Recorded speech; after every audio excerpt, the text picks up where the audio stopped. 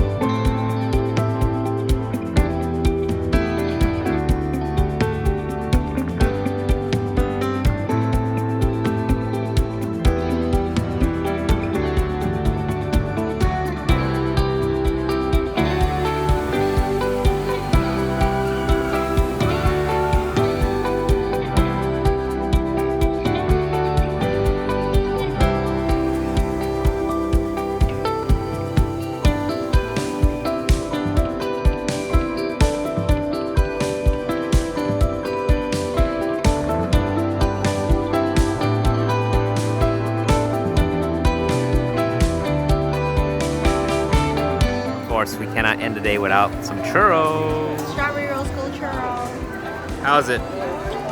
Strawberry what now? Rose gold. Look at gold flip.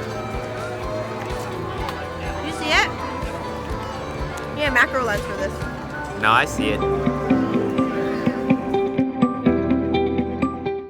Alright guys, definitely let me know what you guys think of that in the comments down below. So for those of you who are wondering, yes, you can achieve the perfect balance on the Crane Plus with this combination at the 16 focal length and with an ND filter. However, you're going to notice the camera sits very close to the motor, rendering it hard to see and articulate the screen. It's not a big deal if you use the Crane upright, but when you invert it, you'll be pretty much flying blind. Now, in order to maximize the full range of motion of your Crane Plus, you will need to remove your rubber eyepiece, otherwise it would hit the back of the motor. Also, I would highly recommend you using the Y bar that came with your Crane Plus to support this front heavy lens of a setup. Otherwise, the up and down bobble movement will be a lot more apparent in the footage.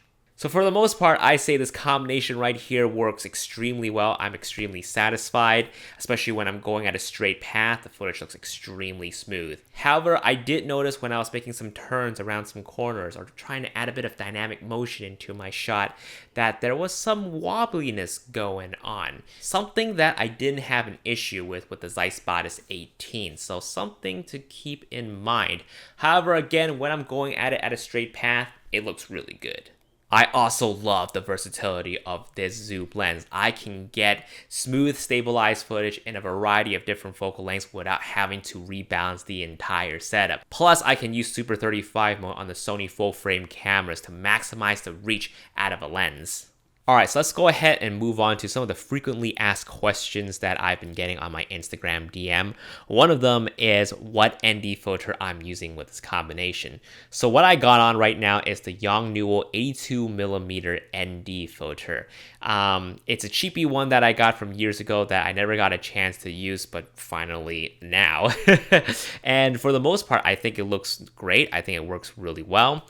It's nice and slim. It didn't add too much weight to this setup right here, which I like a lot. I also got questions about how I avoid the X pattern when I use a variable ND filter on an ultra wide angle lens in a bright sunny day. So pretty much I just max out the stop of my ND filter, find a spot where I don't see the X, and have very minimal vignetting, and that's where I would just leave it at. So if I get into a shaded area, I would just raise my ISO instead of messing with the ND filter.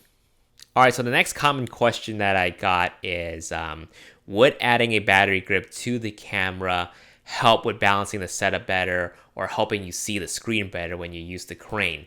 The answer is no. When you add the battery grip to the back of the camera, you're still having a lot more weight to the back, so it'll still sit close to the motor. Plus, when you add that battery grip on, you're limiting your range of motion out of the crane, so yeah, not ideal. Next common question I got was, would this setup work with the Crane V2? I personally haven't tried it, but a few subscribers have reported back to me saying it does not work. I think it exceeded the payload limit of the Crane V2. The Crane Plus have a slightly higher payload than the Crane V2, so I think this setup here barely meets it, or barely hits the limit of it. That's why it works well with the Crane Plus, but not so much on the Crane V2.